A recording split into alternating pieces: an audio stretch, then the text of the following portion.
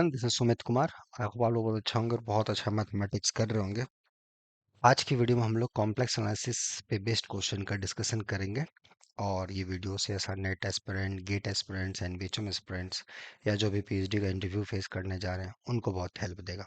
क्योंकि इसमें जो कॉन्सेप्ट यूज हुआ है ना, बड़ा ही इंटरेस्टिंग सा कॉन्सेप्ट है। और ये बहुत दिनों से मुझे लग रहा है बहुत सारे स्टूडेंट्स पूछ रहे हैं, लगभग अल्टरनेट हर दिन दो तीन लोगों के मेल्स आ रहे हैं कि सर ये क्वेश्चन को कैसे अप्रोच करें। मेरा ये अप्रोच है, मैं श्योर नहीं हूँ। तो चलो लगा मुझे कि इसको बना देना चाहिए। ठीक है, देखिए क्वेश्चन जो है, it's all about holomorphic function on a disc, जिसका कुछ रिमूवल सिंगुलरिटी है, उस पर कुछ एस्टिमेट दे दिया गया है या उस पर एस्टिमेट करके कुछ फंक्शंस के बारे में बात करना है। ठीक है, तो पहले क्वेश्चन को समझते हैं क्या है नहीं है और क्वेश्चन को कैसे हमें अप्रोच करना चाहिए। ठीक है, आइए। तो हमें दिया गया है कि डी स्टार पंचर डिस्क है, राइट है, punctured unit disc. And F कोई बाइजेक्टिव हॉलोमॉर्फिक मैप्स है ऑन डी स्टार। ठीक है, एफ कोई बाइजेक्टिव हॉलोमॉर्फिक मैप है on D star on to itself. So basically we have D star to D star, it's a bijective. ठीक है, plus हॉलोमॉर्फिक function. ठीक है, जिसको हम लोग बाय हॉलोमॉर्फिक फंक्शन भी बोलते हैं। ठीक है, एनीवे, तो पूछ रहा है कौन सा स्टेटमेंट यहाँ पे सही है, राइट है। उस फंक्शन का जीरो पे लिमिट डज नॉट एग्जिस्ट। दूसरा पूरा limit exist and has absolute value max to max 1। Okay, limit z goes to 0, f of z 0. Third, there exists a theta in R such that f of z equal to e of I theta z for all z belongs to अपना z star. ऐसा है। ठीक है, ये question पूछा गया है। तो जैसा मैंने बताया शुरुआत में ही, डी स्टार जिसको पंचर्ड यूनिट डिस्क भी हम लोग बोलते हैं, तो डी स्टार से डी स्टार के बीच में एक बाइजेक्टिव मैप है जो हॉलोमॉर्फिक भी है। तो उस फंक्शन का जीरो पे लिमिट एग्जिस्ट करेगा कि नहीं करेगा, नंबर वन, और करेगा तो क्या जाएगा, और फिर वो फंक्शन दिखेगा कैसा, ये क्वेश्चन है। ठीक है, तो इसको कैसे अप्रोच किया जाए, क्या सोच लगाया जाए। इस टाइप की जब चीजें दे दी जाती हैं तो बहुत सारे स्टूडेंट्स को इसमें दिक्कत होने लगता है, करेक्ट। ठीक है, तो चलिए देखते हैं कैसे हम लोग सोच बढ़ाएं इसमें। सो कैसे सोचा जाए, हाउ वन शुड थिंक, क्या हमारा थिंकिंग प्रोसेस हो इस टाइप के क्वेश्चंस को बनाने के लिए। ठीक है, कैसे सोचें, तो जस्ट देखिए, आप जस्ट एक रिकॉल कीजिए, मैं एक ही चीज़ यहाँ रिकॉल करूँगा, उसको बोलते हैं रिमूवल सिंगुलरिटी का डेफिनेशन। ठीक है, just recall some basic facts. What are those facts? We say if z naught is an isolated singularity of a function f, then we say it's removable. It's removable if f is bounded near z naught, right? Removal singularity का ही definition होता है ना, किसी singularity को आप remove कर पा रहे हो, तो मतलब वहां पे फंक्शन को रीडिफाइन कर पा रहे हो। हॉलोमॉर्फिक हो रहा है, जब हॉलोमॉर्फिक हो रहा है इस पॉइंट के पॉइंट पे हॉलोमॉर्फिक बना रहे हो और बाकी जगह है ही, तो मतलब उसके नेबरहुड में, एक कॉम्पैक्ट नेबरहुड में फंक्शन आपका बाउंडेड हो गया। So that's a necessary and sufficient condition for isolated singularity and isolated singularity to be removable। ठीक है, एक आइसोलेटेड सिंगुलरिटी को रिमूवल होने के लिए नेसेसरी एंड सफिशिएंट कंडीशन है कि फंक्शन उसके छोटे से डिलीटेड नेबरहुड में बाउंडेड होना चाहिए, राइट। ठीक है, बस यही यूज होगा, बस यही यूज होगा। जिसको ये डेफिनेशन नहीं पता, क्वेश्चन नहीं बनी, ये कब हो गया गेम ओवर। और फिर से रिविजिट कीजिए क्वेश्चंस में। आइए, हमें दिया क्या है, डी स्टार से डी स्टार के बीच में होलोमॉर्फिक फंक्शन है, ध्यान दीजिएगा। डी स्टार अपना कैसा दिखता है, राइट है, ये तो कुछ ज्यादा ही छोटा आ गया भाई। या पंचर डिस्क, राइट, ये हो गया।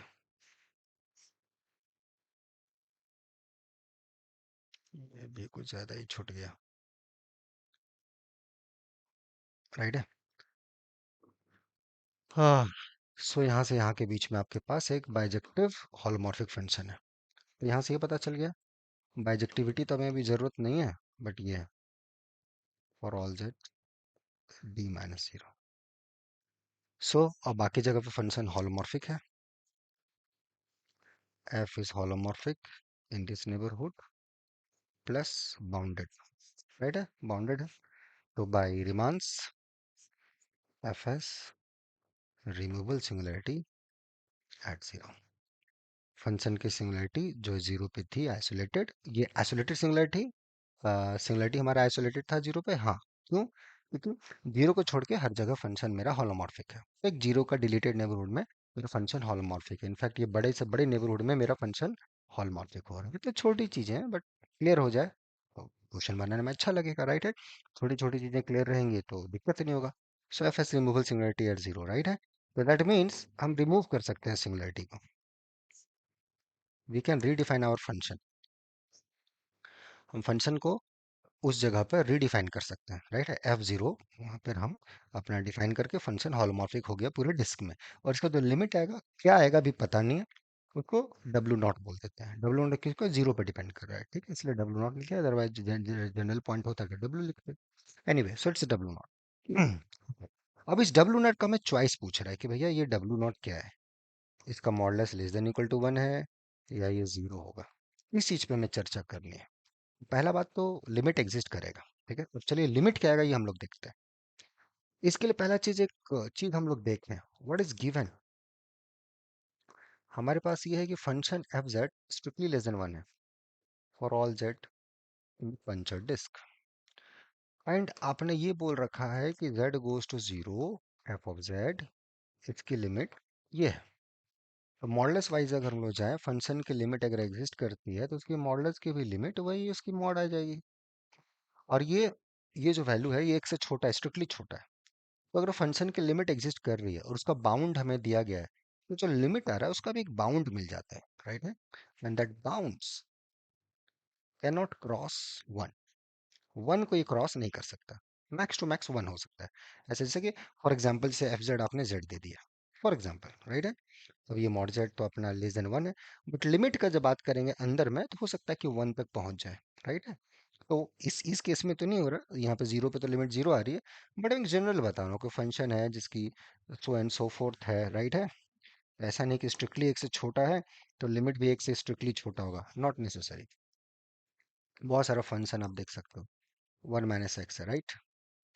आप देख लीजिए एक्स अपना जीरो से वन तक आप दोगे तो ये क्वांटिटी जो भी रहेगा एकदम वन से छोटा है। लेकिन जैसे ही लिमिट लोगे जीरो पे, इस फंक्शन का लिमिट वन आ गया, ठीक है। तो कहने का मतलब यही है, ओके। तो limit max to max one आएगा, ठीक है, बाय डेफिनेशन ऑफ, ओके। तो अब इसके बाद तो वो दोनों क्वेश्चंस हो गए। क्या ये जीरो होगा? अब आइए, अब यहाँ पे कॉम्प्लेक्स आएगा। अभी सो फार कॉम्प्लेक्स एनालिसिस हम लोग ने एक ही जगह यूज किया था, सिंगुलरिटी को रिमूव करने में। लिमिट में वो जनरल लिमिट का डेफिनेशन जो आप कैलकुलस में पढ़ते हो, तो हमने सिंगुलरिटी रिमूव कर दिया। Bijectivity so far we have not used, right. तो जीरो का इमेज, जो जीरो का जो इमेज है, एफ ऑफ जीरो हम लोग एफ ऑफ जीरो जो है हमने डिफाइन कर दिया डब्ल्यू नॉट। क्लेम है कि डब्ल्यू नॉट, तो मेरा जो क्लेम है कि पहली बात तो ये डब्ल्यू नॉट का मॉडुलस एक से छोटा होगा। मैक्सिमम वन तक गया लेकिन वन नहीं हो सकता। क्या होगा इफ पॉसिबल, मान लेते हैं अगर डब्ल्यू नॉट का मॉडुलस वन हो गया। आप ही लोग बताओ, डब्ल्यू नॉट अगर यहाँ आ गया, फॉर एग्जाम्पल यहाँ पे आ गया, तो डब्ल्यू नॉट मान लीजिए मेरा वन हो गया, या ये हो गया, ये हो गया, या बीच में कहीं कोई पॉइंट बाउंड्री पे लाई कर गया। तो बताइए, अब ये जो यहाँ से यहाँ जो फंक्शन है, ये नॉन कांस्टेंट होलोमॉर्फिक फंक्शन है। This function is non constant, right है। Why it is non constant? Because bijective, right है। नॉन कांस्टेंट हो गया। हमारा जो डोमेन ऑफ डेफिनेशन है, ये हमारा एक रीजियन है, ये एक रीजियन है। फंक्शन हमारा होलोमॉर्फिक है, नॉन कांस्टेंट है। तो हमारे पास ओपन मैपिंग थ्योरम है, राइट है। ओपन मैपिंग थ्योरम बोलता है कि यहाँ पे कोई भी ओपन सेट लेंगे तो उसका इमेज ओपन आएगा, ये अपना ओपन आएगा। और जो इमेज आएगा वो रेंज सेट के अंदर कंटेंट होगा। तो हमारा जो रेंज सेट है, जो रेंज सेट आएगा डी का, उसी के अंदर मेरा ओपन सेट जो इमेज आएगा वो कंटेंट होगा। लेकिन आप देखो, ये डिस्क तो जीरो को छोड़ के बाकी सब पॉइंट तो डी स्टार के ही मेंबर थे। जीरो एक एक्स्ट्रा पॉइंट आया। मेरा क्लेम था कि इसका मॉडुलस एक से छोटा ही होगा, ठीक है। ठीक है, मान लो मॉडुलस इक्वल टू वन हो जाए, क्योंकि पहले हम प्रूव कर चुके हैं कि modulus less than equal to one है। मान ले तो वन है, तो ठीक है, बाउंड्री पे चला गया। अब जीरो के अबाउट में आप कोई नेबरहुड लो, कोई भी ओपन सेट जो उस डिस्क के अंदर कंटेन है, बाय डेफिनेशन इसका इमेज ओपन हो जाएगा। अब उस जो आप यहाँ जो नेबरहुड लोगे, let's call it this omega, तो उस ओमेगा का जो इमेज लोगे एफ ऑफ ओमेगा आएगा, डब्ल्यू नॉट उसके अंदर कंटेंट होगा। अब डब्ल्यू नॉट के अबाउट में आप देखो कि ये चीज रेंज के अंदर कंटेंट होगी। रेंज तो मेरा इसी यही है, पूरा रेंज यही है, और इंक्लूडिंग दिस पॉइंट। ये जो बाहर का पॉइंट आ गया सर्कल के बाहर, वो तो मेरे रेंज के अंदर नहीं है। तो ओपन मैपिंग थ्योरम या कंट्राडिक्ट हो गया, राइट है। ओपन मैपिंग थ्योरम बोलता है कि हमारे पास अगर कोई फंक्शन है, नॉन कांस्टेंट है, हॉलोमॉर्फिक है इन ए रीजन, तो वो एक ओपन मैप होता है। कोई भी डोमेन का ओपन सेट लेंगे, उसका इमेज ओपन आएगा। तो हमने जीरो के अबाउट में एक छोटा सा नेबरहुड ले लिया, नन्ना मुन्ना सा नेबरहुड। चलो एक पिक्चर फिर से बना देता हूँ, ठीक है। ये मेरा डिस्क है, इस जीरो के अबाउट में एक छोटा सा हमने डिस्क ले लिया। तो ये जो भी जाएगा, इसका जो भी इसका नाम ओमेगा दिया, ठीक है। अब ये आप क्लेम कर रहे हो कि यहाँ पर आ रहा है, ये जीरो का इमेज हमने मान लिया कि बाउंड्री पे जा रहा है, क्योंकि अब जीरो का इमेज यहाँ है, अब इसका इमेज इसी के अंदर जाएगा, ये एफ ऑफ ओमेगा। अब ये जो एफ ऑफ ओमेगा होगा, ये मेरा एफ ऑफ डिस्क के अंदर कंटेंट होगा। और अपना जो डिस्क है, जो भी इमेज आएगा, ये D star union omega naught है। डिस्क का इमेज क्या आ रहा है, डी स्टार, क्योंकि D D star union zero है। जीरो का इमेज डब्ल्यू नॉट है, और बाकी डी स्टार का डी स्टार है, तो उसी के अंदर है। बट भाई साहब, ये जो बाहर के पोर्शन है, ये ना ही डी स्टार के मेंबर है, ना डब्ल्यू नॉट के मेंबर है। तो कहाँ से रहा डेफिनेशन, ये कहाँ से इसके अंदर कंटेन किया। This leads you contradiction. इसका मतलब ये जो बदमाश है, ये बदमाश जो यहाँ पे बैठ के खड़ा है, हम लोग को तंग कर रहा है, इसको बोलो तुम नीचे आओ, तभी ये फंक्शन मेरा बढ़िया रहेगा, नहीं तो दिक्कत हो जाएगा। सो मॉड ऑफ डब्ल्यू नॉट इस लिस्ट में, यहाँ पे ओपन मैपिंग थ्योरम यूज हुआ। अगर ओपन मैपिंग थ्योरम नहीं यूज करेंगे, नहीं होगा। So limiting value z goes to 0, f of z equal to w naught and mod of w naught। ठीक है, यहाँ तक सब बढ़िया, सब राजी खुश से। ओके, नेक्स्ट मेरा क्लेम है कि ये w नॉट जो होगा, ये जीरो होगा। पहले हमने लाया, डिस्क अंदर लाया, अब ये जीरो होगा। इसके बहुत सारे अप्रोच है। You can use minimum modulus principle, maximum use किया, बहुत सारा तरीका है। तो हम देखेंगे यहाँ पे कौन सा प्रैक्टिकल सूट करेगा, जो हम लोग आसानी से थोड़ा सा कर पाए, राइट है। ओपन मैपिंग थ्योरम फिर से यूज कर सकते हैं, नहीं होगा बाइजेक्टिविटी फिर से यूज करते हैं। बाइजेक्टिविटी अभी तक हमने यूज नहीं किया है, चलो उसको यूज करने की कोशिश करते हैं टू सॉल्व दिस, राइट है। मान लेते हैं again, if possible assume that w not equal to zero, i.e. जो हमारा W नॉट है, इसका मॉडुलस वन के अंदर तो ला ही चुके हैं, ठीक है, जीरो नहीं है। फिर से पिक्चर प्लॉट करो, पिक्चर सही, इस क्वेश्चन का आंसर पिक्चर वहीं छुपा है, राइट। यही लोग विजुअलाइज नहीं कर पाते हैं, राइट है। यहीं पे जब हम लोग इसको थोड़ा सा देखना होता है, देख नहीं पाते हैं। और देखने के लिए आंख नहीं चाहिए दोस्त, ये पिक्चर देखने के लिए, बनाने के लिए आंख नहीं चाहिए, राइट है। नजर नहीं चाहिए, नजरिया चाहिए, इंटेंशन चाहिए। Your intention should be correct, right है कि नहीं। और वो इंटेंशन आप धीरे धीरे डेवलप करोगे, राइट। एक तुरंत माँ के पेट से सीख, तुरंत लोग सीखना स्टार्ट नहीं करते, धीरे धीरे, इट टेक्स टाइम, राइट। वो चीज़ पे थोड़ा सा फोकस करेंगे तो ज़्यादा अच्छा लगेगा, वो ज़्यादा प्रोडक्टिव रहेगा। उसको और अच्छा करना है, तो 2 दिसंबर से यहाँ रेगुलर बैचेस स्टार्ट हो रही हैं। अगर आप उतना ही सिंसियर हैं और मैथ को मस्ती से करना चाहते हैं, सीखना चाहते हैं इस टाइप की चीज़ें, तो 2 दिसंबर से रेगुलर बैचेस स्टार्ट होंगी। डजेंट मैटर आप अभी तक पढ़ाई छोड़ चुके हैं, या पढ़ रहे हैं, या बहुत अच्छे हैं, या बहुत ख़राब हैं। एक ही चीज़ चाहिए पढ़ने के लिए, आपके अंदर वो सीखने का भूख। अगर वो आपके अंदर भूख है सीखने का, कुछ अच्छा करने का, तो यहाँ पढ़ने में बहुत मजा आएगा। अगर वो नहीं है तो भैया फिर बहुत दिक्कत होगा, ठीक है। आप किस कैटेगरी में लाइक करते हैं, आपका चॉइस है ये। ओके, तो यहाँ का इमेज इस डब्लू बदमाश, ठीक है। चलो मान लेते हैं यहाँ पर है डब्लू नॉट, पहले तो बाउंड्री पे नहीं आया, अंदर में कहीं आएगा। ठीक है, चलो वहां मान लेते हैं फॉर टाइम भी। ओके, देखिए एक चीज, यहाँ से यहाँ मेरा फंक्शन, अब फंक्शन का यूज कीजिए। फंक्शन जो था डी स्टार से डी स्टार बाइजेक्टिव था। ध्यान से देखना नन्हे मुन्ने बच्चे लोग, ये बाइजेक्टिव था। ठीक है, तो यहाँ पे अगर हम डब्ल्यू नॉट दे रहे हैं, इसके लिए हमें प्री इमेज मिलेगा एक Z not, such that f of z naught equal to w naught and z naught is not equal to 0 by definition. Function अपने बाइजेक्टिव दे रखा है, तो जो जो नॉन जीरो उसका यूनिक प्री इमेज मिलेगा। राइट है, we have unique z naught bijectivity. एक इस डब्ल्यू नॉट के लिए, इस बदमाश के लिए एक अलग से फिर यहाँ पर, कहाँ बड़ा पिक्चर है, यहीं पे रखो, यहाँ पे रखो, एक जेड नॉट मिलेगा। ठीक है, कहीं मिलेगा, इस डब्ल्यू नॉट के लिए एक जेड नॉट मिला। ओके, ठीक है, मिल गया, बहुत बढ़िया बात है। अब आ जाओ यहाँ पे, अब देखो ये दो पॉइंट डिस्टिंक्ट है, दोनों दो पॉइंट डिस्टिंक्ट है, तो दोनों के अबाउट में एक छोटा सा नेबरहुड हम ले सकते हैं। इसको सेपरेट कर लें, कैसे ले सकते हैं आपके लिए, ठीक है। सो देयर एग्जिस्ट एक R positive such that B R zero intersection B R Z not empty. करना मेरे लिए मत करना, अपने लिए करना, ठीक है। ओके, ये हम ऐसा कर लिए। अब बोलेंगे सर इसका क्या जरूरत है जरूरत, फिर से ओपन मैपिंग थ्योरम लगाते हैं।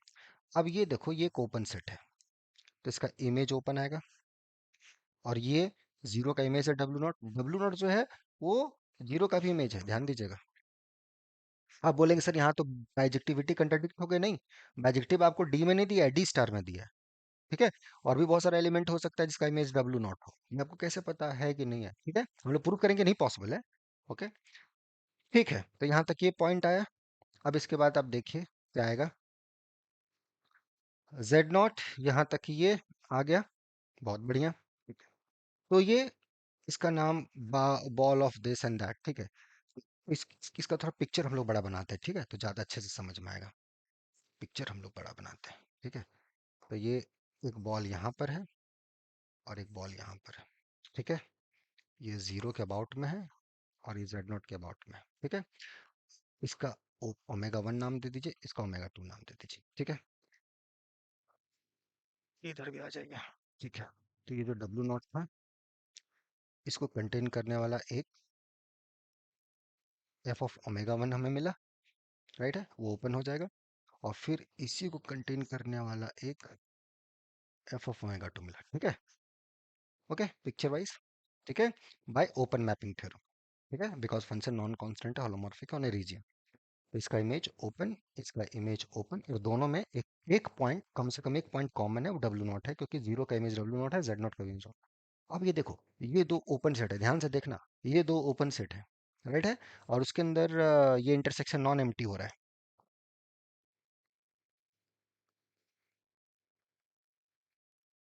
ठीक है। तो इसके अंदर एक बॉल चला जाएगा, एक छोटू सा बॉल आर नॉट रेडियस का इसके अंदर चला गया।